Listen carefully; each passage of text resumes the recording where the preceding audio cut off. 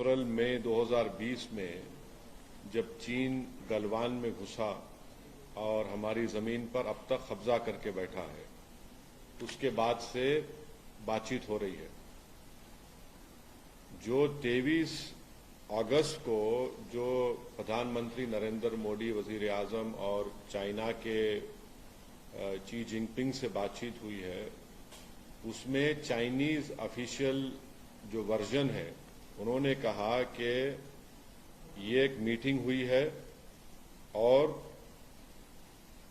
ये मीटिंग हुई है प्राइम मिनिस्टर नरेंद्र मोदी के रिक्वेस्ट के ऊपर अगस्त 23 को, और 24 अगस्त को देश को बताया जाता है रात में कि ये मीटिंग हुई है चाइना के शी जिनपिंग के साथ। और फिर पहले कहा गया कि सोर्सेस के तौर पर लीक कर दिया गया कि चाइना बात करना चाहता था।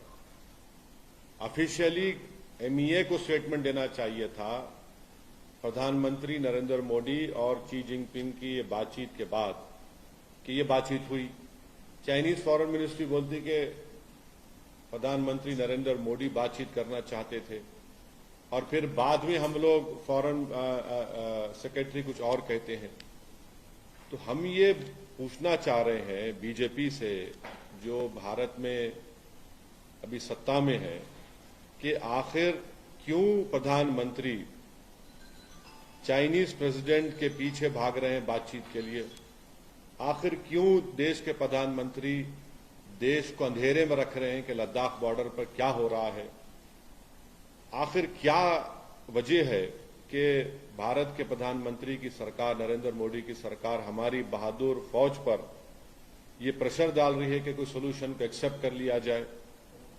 और वो क्यों नहीं इस बात का इसरार कर रही है कि जो स्टेटस को एंटे था 2020 में, उसको रिस्टोर किया जाए?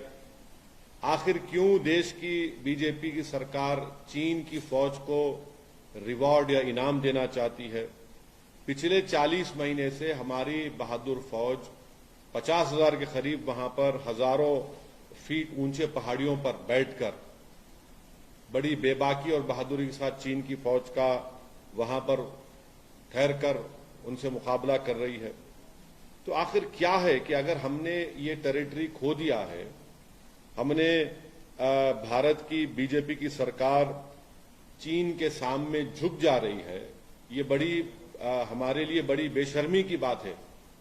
आखिर क्यों बीजेपी खामोश बैठी हुई है? देखिए, 2000 स्क्वायर किलोमीटर हमने जो खोया है वो बीजेपी की प्राइवेट प्रॉपर्टी नहीं है, वो हमारी देश की जमीन है, हमारी देश की सुरक्षा से उसका अटूट हिस्सा है। इसीलिए हम इस बात का डिमांड करते हैं कि एक स्पेशल सेशन पार्लियामेंट का बुलाया जाए।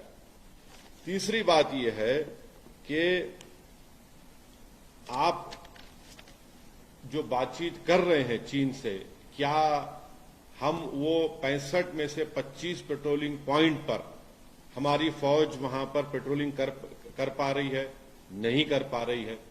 जो आप बातचीत कर रहे हैं कि क्या डेप्सांग और डेमचौक में क्या हम पेट्रोलिंग कर सक रहे हैं, जो चीन वहां काबिज होकर बैठा है, नहीं कर पा रहे हैं। और तीसरी बात यह कि जब 1962 की जंग के बाद ये पॉलिसी तय हो गई थी कि जब कभी भी बॉर्डर पर कुछ होगा तो पहले स्टेटस को एंटे को रिस्टोर किया जाएगा, वो हो ही नहीं रहा है।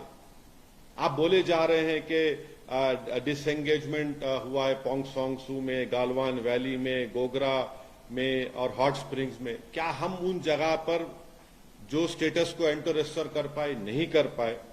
तो ये हमारा सवालात हैं जो बीजेपी को इसका जवाब देना चाहिए। आप बार बार कहते हैं डिसएंगेजमेंट। अरे भैया, डिसएंगेजमेंट है तो फिर डी इंडक्शन कब होगा बताइए आप? तो ये सवालात हैं। और अफसोस की बात यह है कि चीन की फॉरेन मिनिस्ट्री कह रही कि देश के प्रधानमंत्री चाह रहे थे कि चीन के प्रेसिडेंट से मुलाकात हो जाए। आखिर हम क्यों चीन के आगे खामोश बैठे हुए हैं? ये बात सही है कि G20 होगा सितंबर में और चाइना उसका मेंबर आएगा, मगर इसका ये तो मतलब ये नहीं है कि हम उनके सामने झुकते जाएं और हमारी जमीन जो 2000 स्क्वायर किलोमीटर है डेप्सांग डेमचाक में, उसको भूल जाएं। हम 65 में से 25 पेट्रोलिंग पॉइंट पर पेट्रोलिंग नहीं कर पा रहे हैं। तो आखिर बीजेपी देश से क्या छुपा रही है लद्दाख में जो कुछ हो रहा है? सर, चाइना जो बॉर्डर इश्यू है उसको साइडलाइन करते हुए बिजनेस की बात कर रही है, मगर इंडिया देखिए, मैं एक बात नहीं सुमित, एक बात मेरे भाई, माफी चाहता हूं, आपको रोक रहा हूं मैं। चाइना के लिए हमेशा चाइना की पॉलिसी ये रही कि ओवरऑल रिलेशंस की बात करता चाइना, और चाइना बॉर्डर पे जाने की बात ही नहीं करता, बॉर्डर की बात ही मत करो।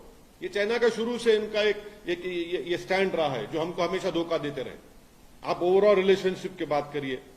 भाई, क्या फॉरेन मिनिस्टर जयशंकर साहब ने नहीं कहा था कि जब तक बॉर्डर पर नॉर्मलसी नहीं आएगी हमारे चीन से ताल्लुकात नॉर्मल नहीं हो सकते? ये उन्होंने कहा है, मैंने नहीं कहा ये। और तो अब उसके बाद क्या हो रहा है? उसके बाद क्या नॉर्मलसी आई बॉर्डर पे? नहीं आई। अब जब हमें सवाल करते हैं तो बीजेपी कहती है कि भाई आप गलवान के हमारे सिपाहियों की कुर्बानी को भूल रहे हैं। आप भूल रहे हैं उनको, बीजेपी उनकी कुर्बानियों को भूल रही है। ये हमारा बोलना है।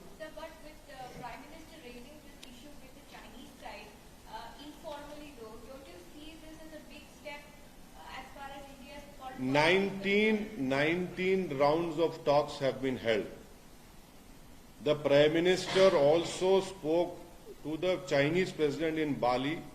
Again, it was after a month we came to know some sort of agreement has happened. 23rd August, the Prime Minister of our country, Shri Narendra Modi, meets the Chinese President, and on August 24th, the nation comes to know. The Chinese Foreign Ministry releases a statement and says that this meeting happened at the request of our Prime Minister. My question is, why is our Prime Minister running after this Chinese President? And why is the BJP keeping the nation in dark about what is happening in Ladakh? Thirdly, from last 40 months, our brave soldiers are standing on those thousands of feet height, seeing eyeball to eyeball with the Chinese army. And the third and important point is that, I mean, what have these talks led to? Has the Chinese allowed us to patrol those 25 patrolling points which China has stopped us from doing? Has the Chinese allowed us to patrol Depsang and Demchok? No. Nothing is happening. So why is this government succumbing and capitulating to the Chinese? This is my question to the ruling BJP party. Why is this government pressurizing the army to agree to some sort of agreement on that border issue? You cannot do that. See, this land belongs to our country. This is not some personal property of the BJP party or any political party. And this land is deeply, organically connected to the security of our country. And I have been consistently raising this issue in the media, in the Indian Parliament, and that is why I demand that a special session of the Parliament should be called by the ruling party, and we should discuss about this. What is this that you discuss and you agree something in Bali, and later on you come to know that you agreed on something? Our Prime Minister meets the Chinese President on August 23rd. The Chinese are saying at the Prime Minister's insistence, we release some statement that sources know the Chinese wanted. Why are we hiding what is happening on Ladakh? The satellite images are very clear, which clearly shows that we are not able to patrol in Demsok and Demchok. The IPS officer of Ladakh in DGP conference categorically stated that out of 65 patrolling points, 25 we cannot patrol. What more evidence do we want?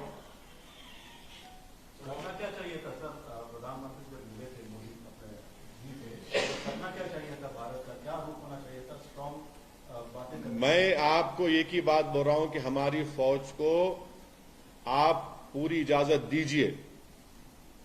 हमारी फौज बहादुर है, capable है, हमारी फौज सब कुछ जानती है। ये ऐसे नहीं चलने वाला है। आप 19 राउंड की बातचीत करने के बाद भी हम डेप्सांग और डेपचौक में नहीं कर पा रहे हैं। हम 65 पेट्रोलिंग पॉइंट में से क्या आपके 25 पर पेट्रोलिंग नहीं कर पा रहे हैं। आप कहते हैं डिसएंगेजमेंट होगा, भाई फिर डी इंडक्शन कब होगा? पोंगसोंगसू लेक में, गलवान वैली में, गोगरा में, हॉट स्प्रिंग में, ये हमारे डेप्सांग डेमचॉक हमारी देश की सिक्योरिटी से इसका बहुत बड़ा कनेक्शन है।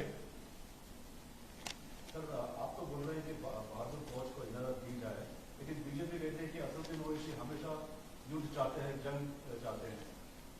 देखिए, मैं आपसे कह रहा हूं कि फौज पर आप दबाव क्यों डाल रहे हैं कि आप किसी तरह का एग्रीमेंट कर लीजिए चीन के साथ? मैं युद्ध की कहां बात कर रहा हूं? क्या इस देश की जनता ने हमारे प्रधानमंत्री की जबान से नहीं सुना कि ना कोई घुसा है ना कोई घुसेगा? तो फिर हम 19 राउंड की बातचीत में क्या बातचीत कर रहे हैं, उनसे बताइए। आप खुद अपने स्टेटमेंट में कह रहे हैं कि हमने पोंगसोंगसू में, गलवान में, गोगरा, हॉट स्प्रिंग में हमने वहां पर डिसएंगेजमेंट हुआ है। फिर क्या डेप्सांग डेमचॉक में हम पेट्रोलिंग कर पा रहे हैं? नहीं कर पा रहे हैं। युद्ध की कौन बात कर रहा है? क्या फौज को अगर आप इजाजत देंगे तो युद्ध की बात करेंगे? नहीं, आप अपनी जमीन की हिफाजत की बात करेंगे। और 1962 की चीन की जंग के बाद एक पॉलिसी बन चुकी है कि जब कभी भी बॉर्डर पर कुछ होगा तो उस वक्त तक नॉर्मल सी नहीं होगी जब तक हम स्टेटस को एंटे को रेस्टोर नहीं करते। आज की तारीख में क्या हम मई 2020 के स्टेटस को एंटे को रेस्टोर करें? नहीं करें हम। लेकिन जब बातचीत से अगर इस मामले का हल निकलता है तो फोर्सेस को सारी लिबर्टी देने का क्या पॉइंट बनता है? नहीं, फोर्सेस, देखिए, आप और हम नहीं जा रहे। हमारी फौज को बेहतर मालूम। हमारी फौज में वो दूरंदेशी भी है, बहादुरी तो है ही उनमें। आप आखिर क्यों चीन के सामने आप इस तरह का क्यों आप बिहेव कर रहे हैं? आखिर क्या जरूरत थी प्रधानमंत्री को उठकर मिलने की बाली में? और ये स्टेटमेंट देख लीजिए, ब्रिक्स समिट में 23 अगस्त को बातचीत होती है और 24 अगस्त को बताया जाता है देश को, और वो भी चीन के फॉरेन मिनिस्ट्री के स्टेटमेंट के बाद कि प्रधानमंत्री ने बातचीत की रिक्वेस्ट की थी। फिर सोर्सेस के जरिए मीडिया में छोड़ दिया जाता है कि नहीं नहीं चीन चाहता था। अरे ये क्या है भाई? अगर बातचीत हो रही है 19 राउंड की, तो क्या हम डेमचॉक में हमारी फौज पेट्रोलिंग कर पा रही है? नहीं कर पा रही है। हमारी फौज बहादुर है मगर हम नहीं कर पा रहे हैं वहां पर।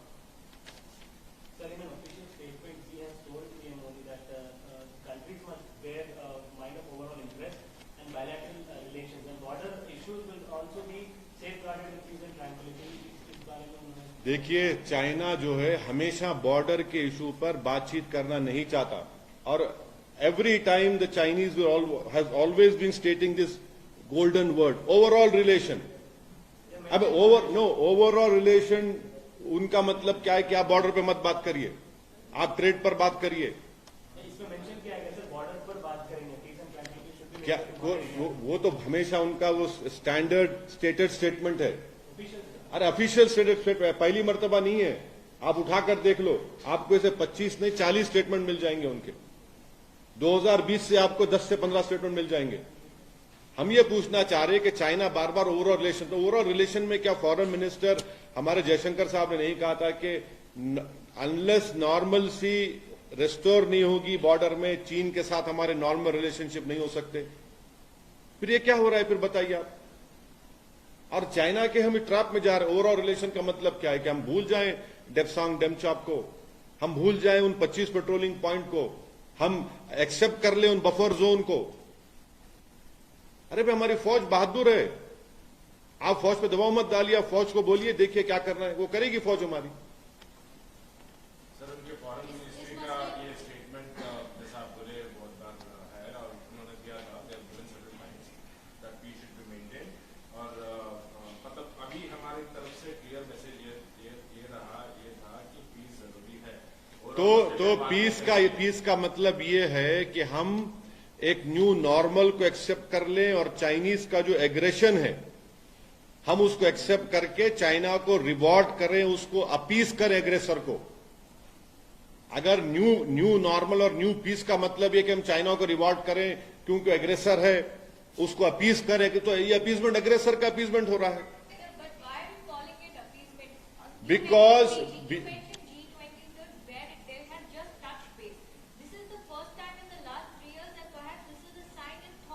No, not 3 years. No, it is not like that. What do you mean by thaw relation?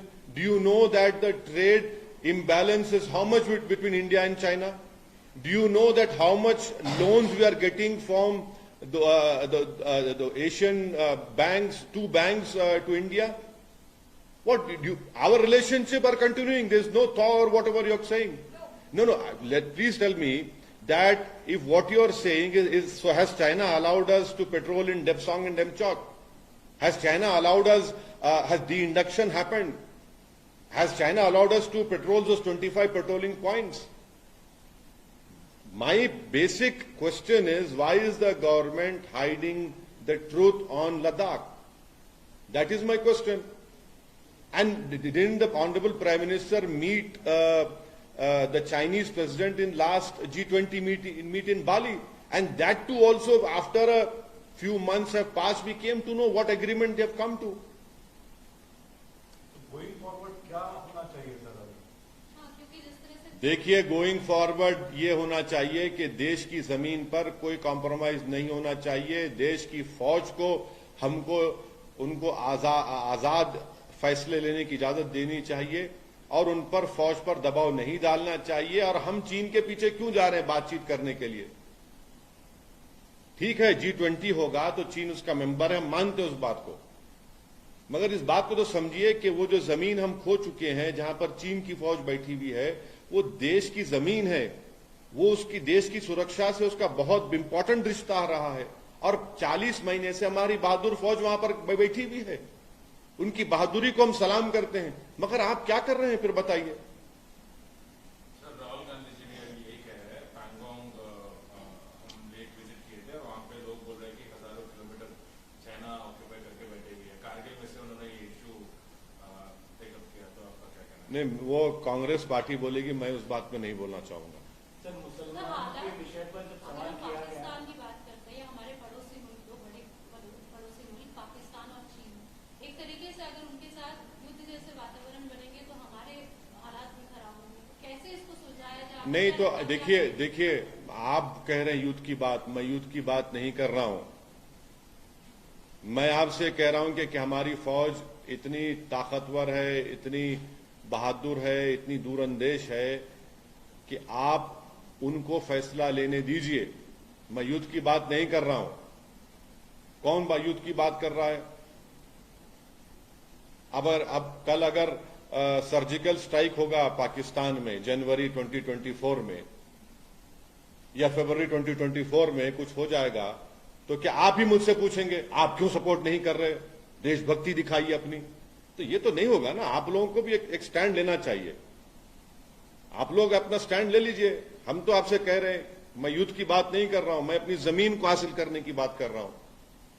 और ये बात सबको मालूम, और खुद बीजेपी के जो वहां के जो काउंसिल के मेंबर्स हैं लद्दाख के, उन्होंने कहा ये बात। आप जवानों की बात कर रहे हैं, लेकिन सांसद होने के नाते आप अपनी तरफ से क्या रखेंगे? अब जितने नहीं, पिछले 15 मिनट से मैं यही बात कर रहा हूं। नहीं सुलझा नहीं, देखिए, देश में सत्ता में बीजेपी है और हमारे देश के प्रधानमंत्री नरेंद्र मोदी हैं। उनके ऊपर ये जिम्मेदारी आयद होती है, क्योंकि देश को अप्रैल मई 2020 में वजीर आजम नरेंद्र मोदी ने कहा था कि ना कोई घुसा है ना कोई घुसा है। फिर क्या बातचीत हो रही बताइए आप? फिर अगर कोई घुसा नहीं है ना कोई घुसेगा, तो फिर आप 19 राउंड की क्या बातचीत कर रहे हैं? फिर आप डिसएंगेजमेंट की बात क्यों कर रहे हैं? फिर आप इसका मतलब चीन घुस के बैठा है। तो झूठ किसने कहा? मैंने कहा झूठ। मैं उस वक्त भी 2020 में आपको बोला था कि देखिए ये चीन घुस के बैठा है और हम अपनी जमीन को खो रहे हैं। फिर लद्दाख के एक आईपीएस ऑफिसर ने डीजीपी कॉन्फ्रेंस में ये बात को कह दिया कि 65 में से 25 पेट्रोलिंग पॉइंट पर भारत की फौज पेट्रोलिंग नहीं कर सकती है। डेप्सांग डेमचाक में तो हम जा ही नहीं पा रहे हैं। ये सब चीजें हैं। ये देश को आप इसको पॉलिटिकल इशू के तौर पर मत देखिए, बल्कि इसको देश की सुरक्षा से उसको जोड़कर देखिए, देश के मुस्तकबिल को सामने रखकर देखिए, हमारी फौज को सामने रखकर देखिए आप। सर, आपने कई बार जुनेद नासिर के मामले में राजस्थान कांग्रेस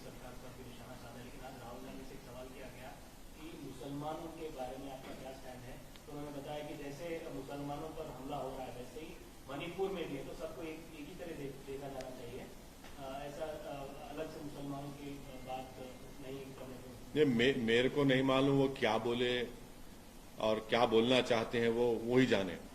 मगर सच्चाई ये है कि जुनैद नसीर को राजस्थान से किडनैप करके हरियाणा ले जाकर उनको जिंदा जला दिया गया और उसमें से आज भी कई आरोपी एक्यूज को गिरफ्तार नहीं किया गया और जो एस ग्रेशिया मिलना चाहिए था, कन्हैया लाल की जो मौत हुई, कत्ल हुआ, जिसका हमने कंडेम किया, उसमें 55 लाख दिए गए और जुनैद नसीर में आपने सिर्फ 5 लाख रुपए दिए और गवर्नमेंट नौकरी नहीं दी।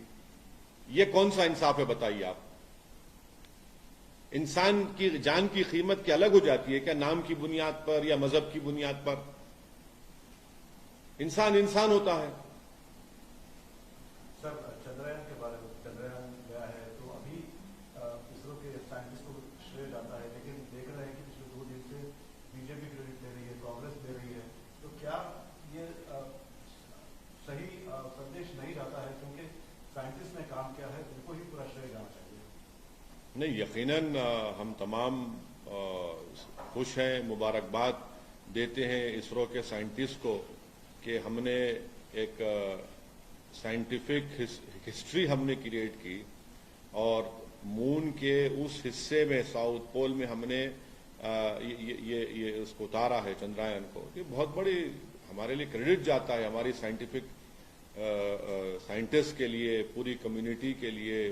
उनकी पूरी मेहनत को हम उसको सराहते हैं, उनको सलाम करते हैं, उनको मुबारकबाद देते हैं। अब अगर कोई इस पे सियासी रोटी अपनी अपनी सेक रहा है तो फिर ये तो ठीक बात नहीं है। हमारी कोशिश ये होनी चाहिए कि हम हमेशा उन तमाम साइंटिस्ट की मेहनत को एक्सेप्ट करें, उनको और उनके हौसला अफजाई करें, इंकरेजमेंट करें। अब ये सियासी खेल हो रहा है तो बड़ी अफसोसनाक बात है, मगर आप और हम सोच भी नहीं सकते कि कितने महीने, कितने साल, कितनी रातें, कितने घंटे वो लोग काम किए होंगे इस दिन को हासिल करने के लिए।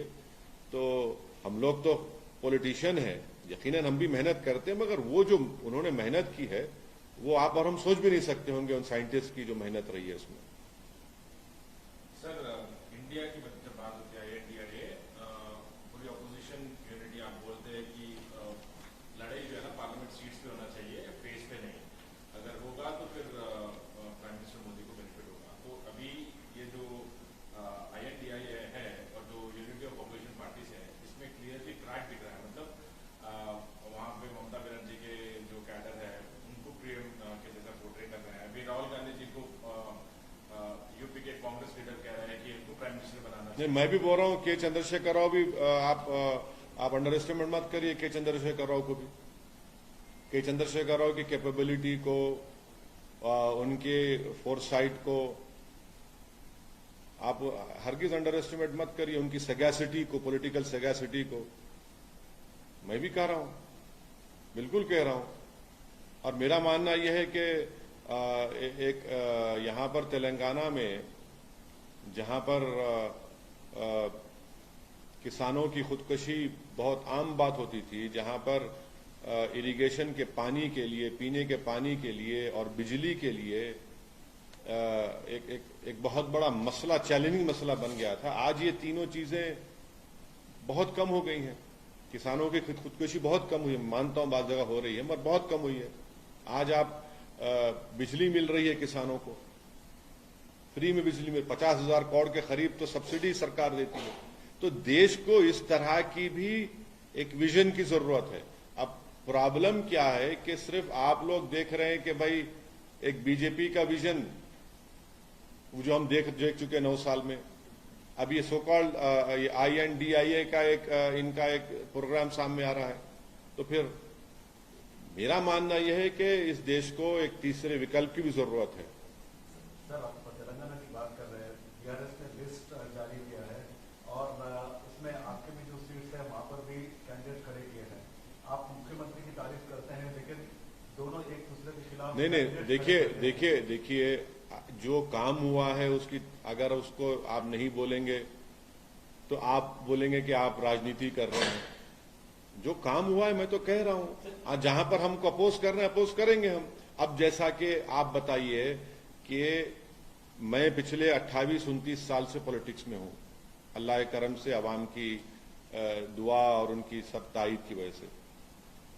मुझे एक मिसाल बता दीजिए जहां पर किसी सरकार ने एक मस्जिद को तोड़ा और दोबारा सरकार ने उसको बनाया।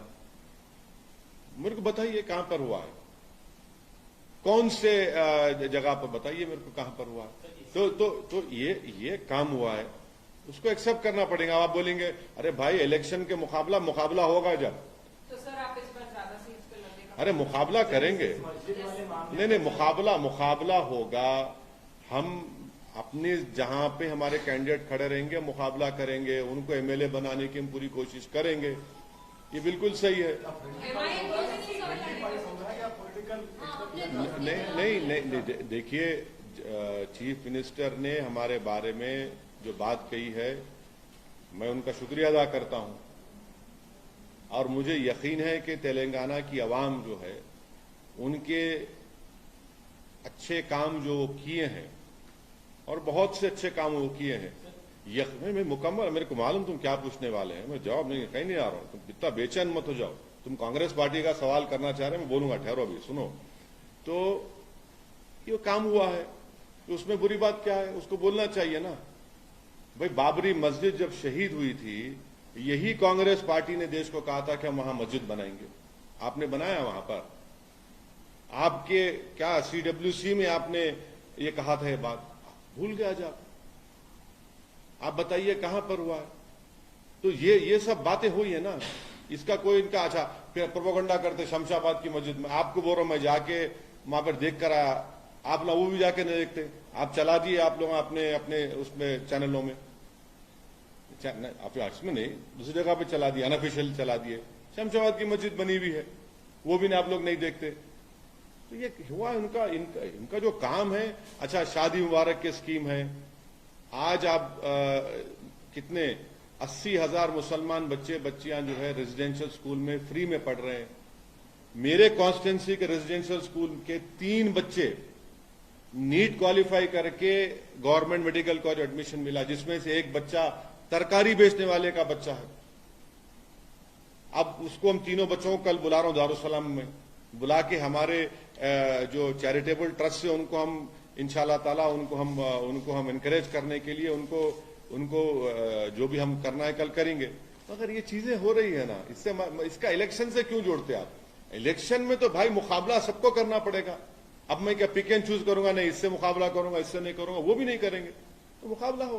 बाबरी मस्जिद वाले मामले पर आपने कहा था कि जहां पर मस्जिद शहीद हुई वहीं पर बननी चाहिए, कहीं और 5 एकड़ की जमीन दी गई। देखिए सुनो, मैं देखिए सुनो एक बात सुनो। वहां पर आज के फंक्शन में कितने मुफ्तियां थे, आप आए मस्जिद को, आज आप नहीं आए ना, आप मस्जिद नमाज नहीं पढ़े आप? अरे आप मुसलमान है, वहीं मस्जिद न पढ़ना था आप। वहां पे एक नहीं 4 मुफ्तियों को देखा मैं। जब मुफ्तियां आके नमाज पढ़े तो आपका सवाल बेफाइज है, समझे ना। जब मुफ्तिया इकराम आकर वहां पर नमाज पढ़ रहे, और एक मुफ्ती जो है जो इस दीन की खिदमत करने में पिछले 60 साल से कर रहे, वो खुतबा भी दिए, अब हम नमाज भी पढ़े, तो ये सवाल ही बेफाइज है आपका। मैं आपको बार बार बोल रहा हूं मेरे दोस्त, तुम ज्यादा कांग्रेस के बातों में मत जाओ, तुम ज्यादा बह जा रहे, तुम जरा ऑब्जेक्टिव रह के सब सुनो सबका, मगर करो अपना। तो वो तुम थोड़ा झुक जा रहे। आप मस्जिद की बात बोल रहे, सबसे पहले तो हमने ही आपको कंफर्मेशन दिया था वो मस्जिद बन के हुई। तो सर आप मस्जिद नहीं आपका शुक्रिया, आपका कंफर्मेशन सही साबित हुआ। नहीं आपका शुक्रिया, थैंक यू वेरी मच। आपको मुबारकबाद भी, दूसरी मुबारकबाद बाद में देता हूं, मगर आपको मुबारकबाद। सर अभी माइनॉरिटी अफेयर्स की बात कर रहे थे आप, 24 स्कूल थे सरकार बनने से पहले, उसमें सिर्फ 11 स्कूल अभी काम कर रहे हैं। कौन से? अभी तेलंगाना में कौन से स्कूल? Minority school. क्या स्कूल? कौन से school? Sir minority welfare schools. नहीं देखिए मैं आपको बात कर रहा हूं रेजिडेंशियल जो टेमरिस के तहत स्कूल चल रहे, जो 2014 के बाद बनाए गए, उसमें 60,000 से ज्यादा मुस्लिम बच्चे और बच्चियां क्लास 6 से क्लास 12 तक पढ़ रहे हैं फ्री ऑफ कॉस्ट। आप वो स्कूल्स की बात कर रहे, गवर्नमेंट उर्दू स्कूल्स की आप बात कर रहे, जिनको मर्जिंग या के नाम पर जो खत्म किया जा रहा है, वो बात सही है, मगर उसको भी हम रुकाए हैं। मैं अगर आप मेरे को पहले बोलते तो मेरे पास लिस्ट है पूरी। मेरे हैदराबाद पार्लियामेंट कॉन्स्टिट्यूंसी में कितने गवर्नमेंट उर्दू स्कूल्स काम कर रहे, और आप लोग देख चुके हैं कि हर साल हमारी पार्टी की तरफ से, जैसा इस साल हमने 16,000 के करीब हमने बैग्स दिए गवर्नमेंट उर्दू मीडियम स्कूल्स में। हम उनको 10th की एग्जाम फीस देते, फिर उनको ऑल इन वन गाइड देते। मैं आपको लिस्ट दे देता हूं, आप कौन सी स्कूल की बात करें मेरे को नहीं मालूम।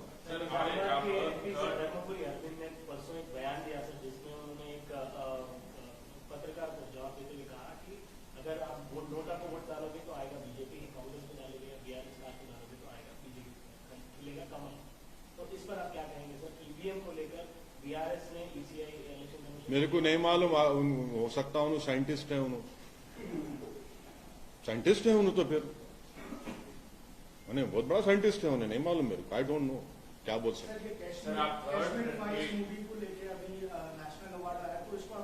क्या अवार्ड आया वो, क्या अवार्ड है वो बोलो। हाँ, क्या अवार्ड क्या है, उसका नाम क्या है अवार्ड का वो? हाँ, वो पिक्चर से नेशनल इंटीग्रेशन हो रहा, जिस पिक्चर को देखने के बाद थिएटर में खड़े होके लाखों गालियां मुसलमान को दे रहे, नफरत की बातें कर रहे, पूरा हेट एटमॉस्फेयर क्रिएट कर रहे। आपने कश्मीरियों को गाली दे दी, आपने क्या क्या कर दिया आपने। वो तो पिक्चर एक फिक्शन पे बनाई गई थी। तो ये तो प्रधानमंत्री खुद पिक्चरों को प्रमोट कर रहे हैं आजकल। हाँ, प्रधानमंत्री प्रमोट किए ना वो पिक्चर को, वो पिक्चर को प्रमोट किए, केरला की पिक्चर को प्रमोट किए। हाँ, मान लिए ना बाप, प्रमोट कर रहे। प्रधानमंत्री का काम है पिक्चरों को प्रमोट करना। देख, अपने आप को प्रमोट कर रहे, 9 साल से समझ सकते हो उस बात को, मगर यह पिक्चर को ही प्रमोट करे। तो जो पिक्चर से नफरत फैल रही है, जो पिक्चर से एक समुदाय में गलत बात जा रही है, उसको आप नेशनल इंटीग्रेशन का अवार्ड दे, और वो भी एक ऐसी नरगिस दत्त जिसकी जिंदगी इस देश की डाइवर्सिटी प्लूरलिज्म के लिए वो खड़ी रही। आप उसके नाम से अगर दे रहे हैं तो फिर अब क्या बोल सकते हैं? हम तो सिर्फ अब कुछ नहीं बोल सकते, सिर्फ यही बोल सकते हैं कि अब क्या बाकी रहा, कुछ बाकी नहीं रहा। आप तो सर, आप थर्ड मतलब अल्टरनेटिव चाहिए बोल रहे हैं आप। इंडिया जो INDI है वो तो अल्टरनेटिव ही है ना सर, मतलब पूरे यूनिटी ऑफ अपोजिशन। नहीं, वो अल्टरनेटिव नहीं है। इस देश में हमेशा एक 50 साल के करीब कांग्रेस की सरकार रही, और करीब अब 18-19 साल, क्या 18 साल हो जाएंगे 20 बीजेपी के। इस देश को एक थर्ड सरकार की जरूरत है जो कांग्रेस और बीजेपी से हटकर रहे, तभी इस देश का कुछ सही मानों में हम लोग कुछ काम कर सकेंगे। तो मतलब INDI ये जो है जिसमें कांग्रेस पार्टी है, तो आप ये कहना चाह रहे हैं कि वो नहीं होना चाहिए? देखिए, जब कांग्रेस की ही सरकार थी तो UAPA को मजबूत किया गया, और कांग्रेस की ही सरकार में क्या क्या नहीं इस्तेमाल किया गया था। कांग्रेस की सरकार में जगन मोहन रेड्डी को जेल में डाला गया। ऐसे कई एग्जाम्पल्स आपको दे सकता हूं मैं। और फिर यही भी कांग्रेस ने जुलाई 2019 में UAPA कानून में बीजेपी को लोकसभा राज्यसभा में सपोर्ट किया, और उसकी वजह से आज कई भारत की जेलों में लोग तड़प रहे हैं, सड़ रहे हैं जेलों में। 3-3, 4-4 साल से बेल नहीं हो रही उन लोगों की, बेल नहीं हो रही उन लोगों की, क्योंकि कांग्रेस ने सपोर्ट किया उस UAPA के कानून को। तो आपका अल्टरनेट एजेंडा क्या है फिर? आप तो सपोर्ट कर रहे हैं ना। अब दिल्ली हाईकोर्ट ने कहा कि फॉरेन फंडिंग हुई, उस पर एक्शन लो। एक्शन लेने का मतलब क्या था कि कांग्रेस और बीजेपी के नेता पर केस बुक होना चाहिए, जेल भी जाना चाहिए था। तो बीजेपी ने क्या किया? बैकडेट में, रेट्रोस्पेक्टिव इफेक्ट में एक लॉ बना दिया, कांग्रेस ने सपोर्ट कर दिया क्योंकि वो भी जेल में जाते थे। तो क्या आप INDI के साथ जाएंगे या फिर आप अभी भी अकेले? नहीं, हम अपनी लड़ाई लड़ेंगे। वो बड़े चौधरियों का क्लब है, उसमें एक एलीट किस्म के चौधरी बैठे हैं, तो हमारा उससे क्या ताल्लुक? वो तो हमको गाली देते हैं, वो तो हमको कुछ और समझते हैं। तो हम तो यही कोशिश करेंगे। देखिए, उस अलायंस में बहन मायावती BSP की नहीं है, KCR चंद्रशेखर राव नहीं है, उसमें आसाम के कई बड़ी पार्टियां बोडो नहीं है, राजस्थान के कई पार्टीज नहीं है, बहुत से पार्टियां नहीं है। लेकिन केसीआर पर यह भी आरोप है सर कि कई बिल्स को केसीआर ने सपोर्ट किया था। कौन से बिल को सपोर्ट किया था? सीए है। नहीं, गलत बात कर रहे हैं, झूठ बोल रहे हैं आप। मैं यही बोल आप देखिए, सुनिए, देखिए, आपको मैं ये बोल रहा हूं कि आप जो है ना, मैं आपको बार बार रिक्वेस्ट कर रहा हूं, आप जो है आप होमवर्क नहीं कर रहे अपना। CAA के खिलाफ केसीआर ने अपनी असेंबली में एक रेजोल्यूशन को पास किया कि हम CAA का क्या उसका सेंसस होने नहीं देंगे और हम उसको इंप्लीमेंट नहीं करेंगे। अब आप बोलेंगे क्या हुआ? अब आप देखो, मैं यही तो बोल रहा हूं आपको, बार बार आपको मेरे दोस्त, मैं बार बार रिक्वेस्ट कर रहा हूं आपको, आप जरा देखा करो, देख के आप सवाल करो। और किससे सवाल कर रहे हैं आपको मालूम ना? आपको मैं कोई कान में फूल लगा के नहीं बैठता हूं आप लोगों के सामने। हो गया ना? बस और कुछ? सर एक आखिरी सवाल। हाँ। हाईकोर्ट ने, देखिए ये केसेस बार बार हो रहा है। पहला तो कोत्तगुड़म MLA वनवा वेंकटेश्वर, क्या केस हुआ? हाईकोर्ट ने और उनको स्टे मिल गया ना? हाँ सर, स्टे मिल गया ना? वरना सुन लीजिए सर। मेरे साथ MLA थे उन्होंने 99 में। हाँ सर, हाँ। वो सीनियर है। और श्रीनिवास गौड़ के ऊपर बाद में केस हुआ था MP MLA कोर्ट के रूलिंग ऑर्डर पे। और कल हाईकोर्ट ने तीसरे MLA, मतलब जो कि BRS के MLA है, कहाँ के? गढ़वाल के BRS, हाँ, उन्होंने अपील करते उनको। भाई कोर्ट का ऑर्डर है तो कोर्ट ही बोल रहा ना, अपील कर सकते हैं आप, उनका अपील करेंगे। कोर्ट का फैसला मानना पड़ेगा, मगर कोर्ट अपील करेंगे, हो सकता है कोर्ट अपील करेंगे। अपील कर तो क्या होता नहीं मालूम। सर सिर्फ BRS MLAs पे ही क्यों होगा सर? मतलब ऐसा अरे देखा आप जो है मेरे को आप कंटेम्प्ट ऑफ कोर्ट में लाना चाह रहे क्या? ये मेरा कोर्ट का है, कोर्ट फैसला लेता है, फिर कोर्ट स्टे भी दिया ना उनके खम्मम के MLA के बारे में। उनके हाँ, राजा सिंह का बयान आया गोशा में से बीजेपी की टिकट लेके लड़ेंगे। और सिर्फ आपके इशारे पे ही BRS वहाँ पर टिकट देके आपने रोक के रखी है। नहीं, अब हर चीज मेरे इशारे पे है ना, दूसरे इशारे पे हो रहा ही नहीं। मेरे इशारे पे जुनैद नसीर का वो हो जाता, जला दिया जाता। मेरे इशारे पर उन्होंने रसूलुल्लाह सल्लल्लाहु अलैहि वसल्लम के बारे में क्या मेरे इशारे पे बोले? नाउजुबिल्लाह। हाँ, अब मेरे इशारे पे नुपुर शर्मा बोली क्या? हाँ, मेरे इशारे पे आप लिख जाकर नू में 450 बिल्डिंग्स को तोड़ दिए, मेरे इशारे पे। किसके इशारे पे हो रहा आप देख रहे नहीं? आपके इशारे पे जो है चल रही है, इसीलिए हाँ, मेरे देखिए, आप लोग सुनिए, आप लोग नहीं जानते, हम लोग तेलंगाना के खिलाफ थे, ये एक फैक्ट है। हम लोग प्रणब मुखर्जी कमेटी को लिखकर दिए थे, तब भी केसीआर कामयाब हुए ना।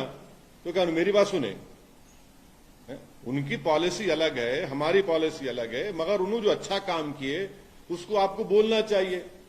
और नहीं सुनिए, अब हम उम्मीद कर रहे हैं कि दोबारा तेलंगाना की अवाम उनको आशीर्वाद देगी, दोबारा तेलंगाना की अवाम उनको और ताकत देगी। और हम उम्मीद कर रहे हैं कि मंजलिस पार्टी को भी उसकी ताकत में इजाफा होगा। कब लिस्ट हाँ, मस्जिद पार्टी की लिस्ट कब तक आएगी? अरे आप इतना बेचैन क्यों हो रहे? अभी तो आप सारी पार्टियां एक एक करके हाँ, अभी तो टाइम है ना, अभी तो टाइम है अभी। हाँ, अरे आप इंतजार करिए ना, क्यों आप इतना? बोला 50। हाँ, अकबर जी ने बोला नहीं, अकबर जी ने यह भी कह दिया कि मेरे पार्टी प्रेसिडेंट का जो फैसला होगा। अकबर जी की आधी बात को क्यों खा लेते आप लोगों को? बड़ी मोहब्बत है उनकी बातों से आपको। 50 तक का जो इंडिकेट नहीं, अकबर जी ने पूरी बात की थी, वो पूरी बात नहीं बोल रहे आप। मेरे को मालूम लंच का टाइम है, मगर इतना नहीं, आधा नहीं बोलना चाहिए आपको। और कुछ? थैंक यू, शुक्रिया।